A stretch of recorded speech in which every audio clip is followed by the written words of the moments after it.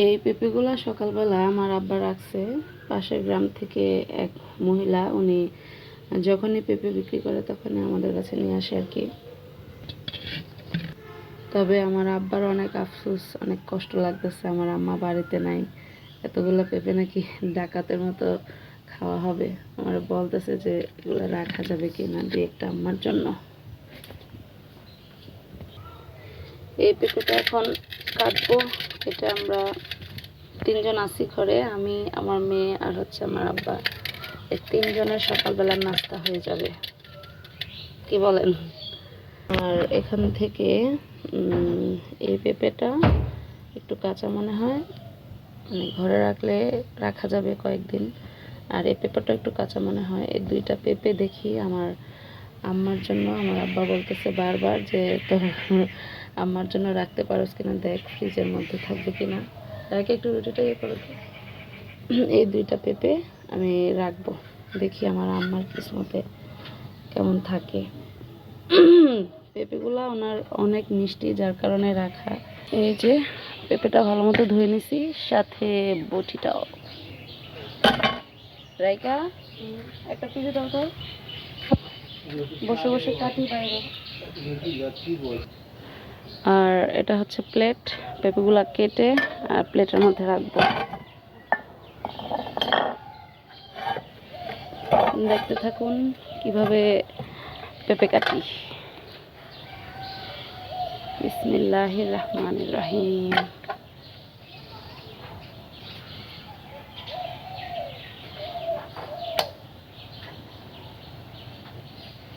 পেঁপেটা নরম অনেক, তবে আর 2 দিন রাখলে আমার মনে হয় সুন্দর মতো আর একটু নরম হতো।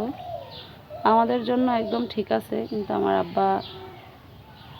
আব্বার জন্য একটু ইয়ে হবে, খেতে পারবে তাও।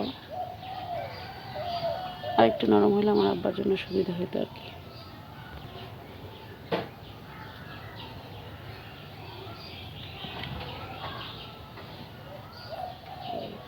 দেখেন কি সুন্দর, মাশাআল্লাহ।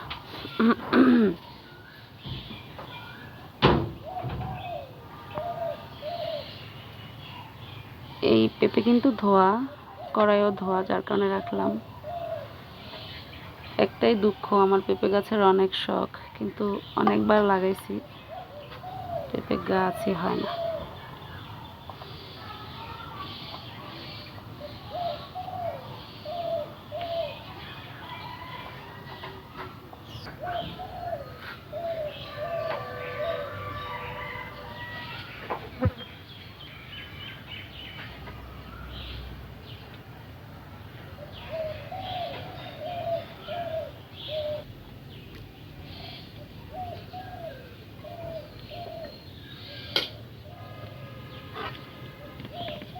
আর হ্যাঁ, অবশ্যই কিন্তু পেঁপে ধুয়ে কাটতে হবে, অবশ্যই অবশ্যই।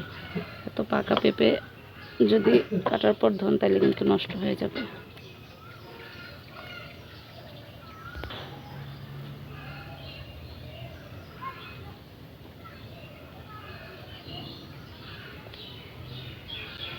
পেঁপেটা একদম সুন্দর হয়েছে, নরম, মানে আমার আব্বার জন্য একদম পারফেক্ট।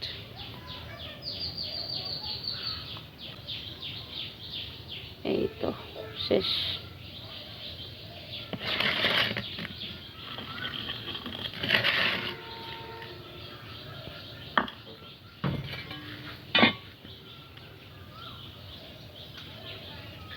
সুন্দর, তাই না?